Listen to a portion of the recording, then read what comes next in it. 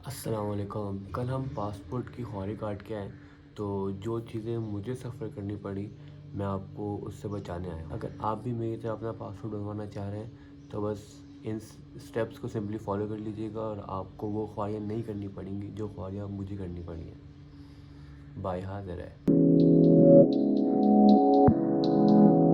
Step one, सबसे पहले आपने अपने डॉक्यूमेंटेशन जाने से एक दिन पहले कंप्लीट कर लेनी है।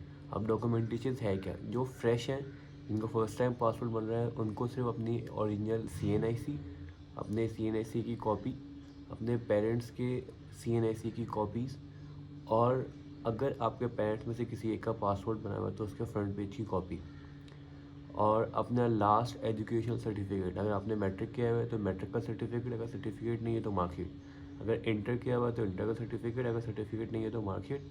और अगर आपने बैचलर्स या कोई और डिग्री की हुई है तो उसकी डिग्री, या डिग्री नहीं तो ट्रांसक्रिप्ट वगैरह। और अगर आप अपना पासपोर्ट रीन्यू करवाने के लिए जा रहे हैं तो आपको अपना लास्ट पासपोर्ट और अपने ओरिजिनल NIC विद कॉपी ये साथ में लेके जाना पड़ेगा। अगर आपका पासपोर्ट गुम हो गया है तो उस केस में आपको original computerised police loss report साथ में लेके जानी पड़ेगी और अपना ओरिजिनल CNIC विद कॉपी और अपने पेरेंट्स की CNIC की कॉपी। और अगर आप अपने छोटे भाई बहन या अपने बच्चों का पासपोर्ट बनवाने के लिए जा रहे हैं तो उनका B फॉर्म और पेरेंट्स की CNIC की कॉपीज़, और साथ में किसी एक पेरेंट का जाना ज़रूरी है।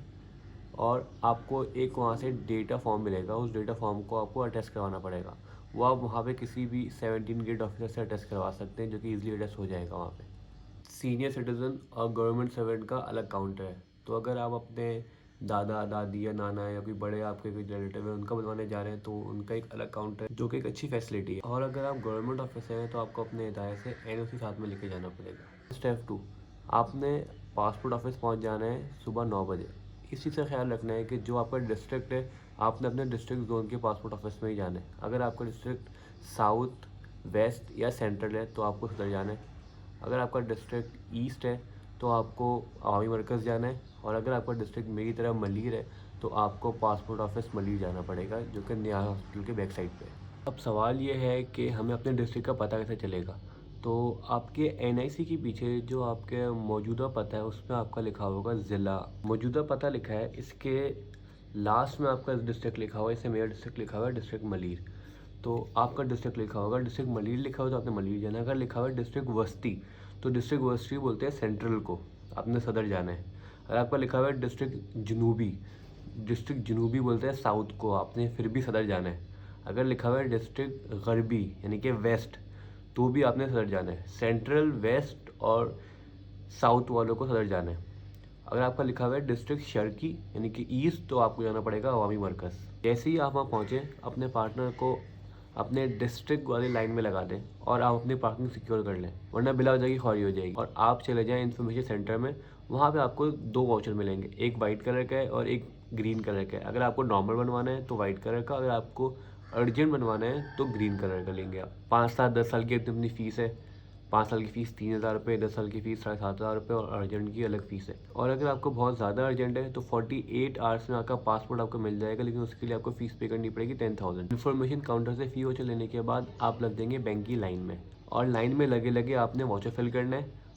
और फ़ीस पे करने के बाद आप चले जाएंगे अपने दोस्त के पास जिसको आपने अपने डिस्ट्रिक्ट वाली लाइन में लगाया हुआ है। अच्छा, आप जब आप अंदर चले जाएंगे तो वहाँ पे 4 स्टेप्स हैं। स्टेप 1, आपकी पिक्चर लेंगे और आपको टोकन मिल जाएगा। आगे ये सारे काम जो है वो टोकन वाइज होंगे। स्टेप 2 आपका बायोमेट्रिक होगा, और इन दोनों स्टेप में मुश्किल से भी 5 मिनट लगेंगे। स्टेप 3 जो कि डेटा एंट्री, जिसमें आपको एक डेटा फॉर्म मिलेगा और आपको अपनी सारी इन्फॉर्मेशन बहुत ही ध्यान से देखनी होगी। अगर उसमें कोई गलती होगी तो बाद में मसला हो सकता है, तो उस वक्त उसको थोड़ा ध्यान से देख लीजिएगा। और स्टेप 4 है असिस्टेंट डायरेक्टर इन्फॉर्मेशन काउंटर, जिसमें हार्डली आपका 1 से 2 मिनट का इंटरेक्शन होगा। उस आपसे 1-2 सवाल पूछेंगे जिसका आपने सही से जवाब देना है, और इतना कोई इशू होगा नहीं। स्टेप 1 और स्टेप 2 में तो हार्डली 5 मिनट लगेंगे, लेकिन स्टेप 3 में पहुंचने के लिए आपको कोई 45 से 50 मिनट का टाइम लग सकता है। तो अगर आपने हमारी तरह नाश्ता नहीं किया हुआ तो सदर से 2 मिनट के रास्ते पे बंस रोड, तो आप बंस रोड जाकर हल्का फुल्का नाश्ता करके आ सकते हैं। लेकिन ध्यान है आपने वहाँ अपने आगे वाले बंदे का नंबर ले लेना जो वहाँ बैठा हो, ताकि आप उससे फ़ोन करके पूछ सकें कि नंबर क्या चल रहा है। और स्टेप 4 से निकलने के बाद आपका प्रोसेस कंप्लीट हो जाएगा, फिर आप घर जाएँ और 10 दिन के बाद आके अपना पासपोर्ट कलेक्ट कर लें। Thanks me later. भाई आया था, बता के चला गया।